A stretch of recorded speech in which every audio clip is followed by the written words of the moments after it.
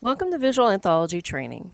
In this series of videos, we're going to cover the Quick Receive module. This is a brand new module that is also known as QR. This is a new method for receiving.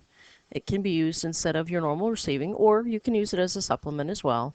The QR is meant to handle the situation of receiving items where you will have probably multiple purchase orders, or rather open receiving memos for that particular vendor.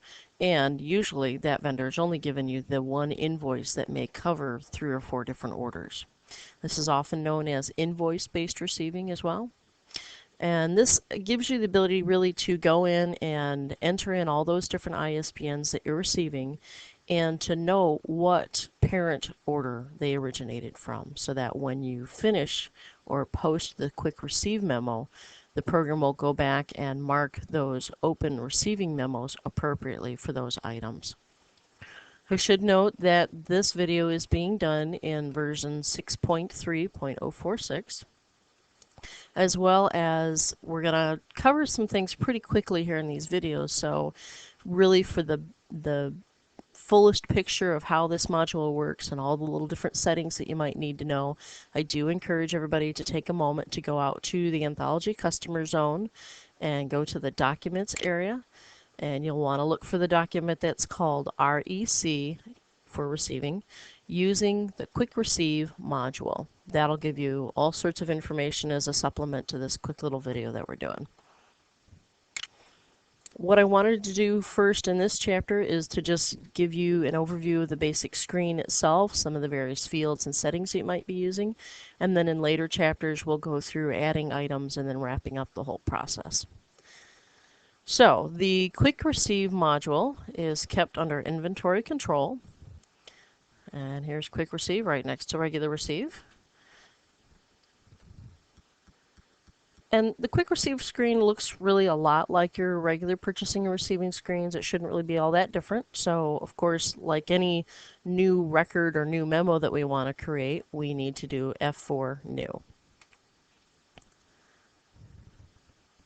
So here is my now blank Quick Receive screen. You can see there's my QR number 14. That's like my PO number.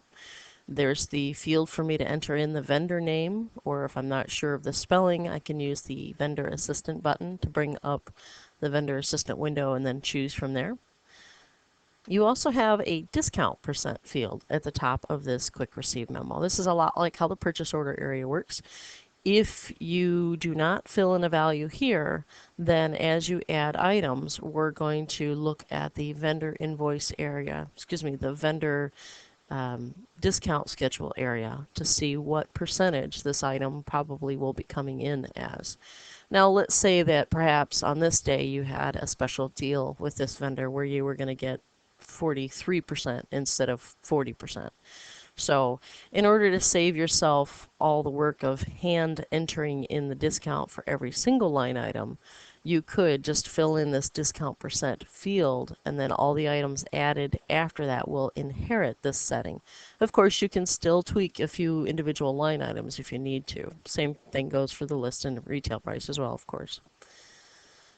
Notes field is really just a place for you to record special notes. Maybe you want to record that this was an order coming in on Friday afternoon that was a combination of the book fair order that you did from earlier this week plus your special orders plus whatever else you're trying to catch up for this week on. Which takes us to the lower portion of the screen here. So you can see that this is the ISBN SKU field where you could either type in or scan in, and that's a topic we'll get to in a moment here. So you'll enter in the item, you can put in how many quantities you're receiving, you can change the status to say the ones you didn't get are still back ordered, change the list, change the retail, put in a discount, that kind of thing. There are a couple other fields that I do want to point out to you that you'll see them in action in the next chapter, but there's the Orig PO field. What that means is what is the originating purchase order that this item came in on.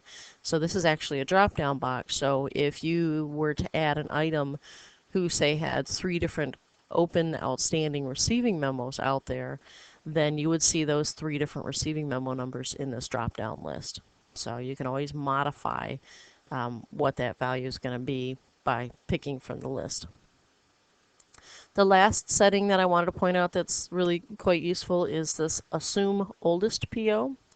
What this does is when you add an item to the Quick Receive screen, it's going to go through and look and see what are the open outstanding receiving memos for this item and start off with the oldest one first. If you don't have that checked, then that just means when you enter an item like that, it's going to come up with a pop-up window asking for you to select what order you want to associate that item to. And also, just like regular receiving and purchasing areas, there is the Actions menu.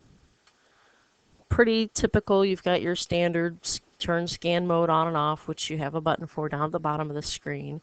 Create a new one, so forth. If you make a mistake and you just want to trash it, you can do void. Of course, you've got your standard unreceive all, flow that header discount down, sort by entry order, some of the standard stuff. Of course, here's our vendor invoice information where we can add that in sort of at the end.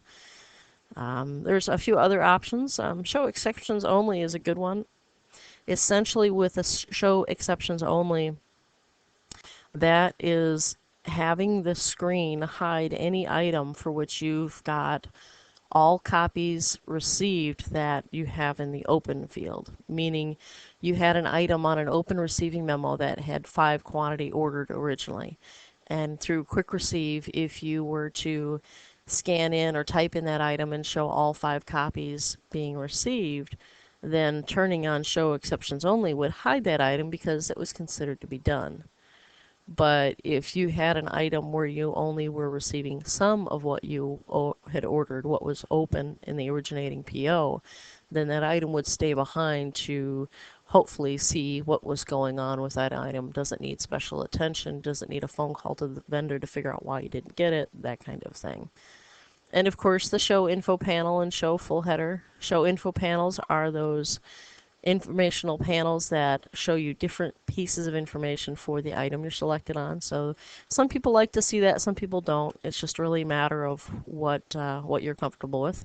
And the same idea applies to Show Full Header, where we can hide certain pieces of information at the top of the screen that may not be important to you.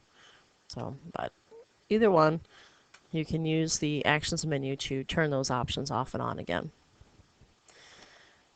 In the next chapter, I'll be hitting things like the difference between scan mode and manual entry mode, and going through and just adding items in general, going through and showing what happens when you scan in an item that is on multiple orders and so forth. So we'll get to that in just a moment.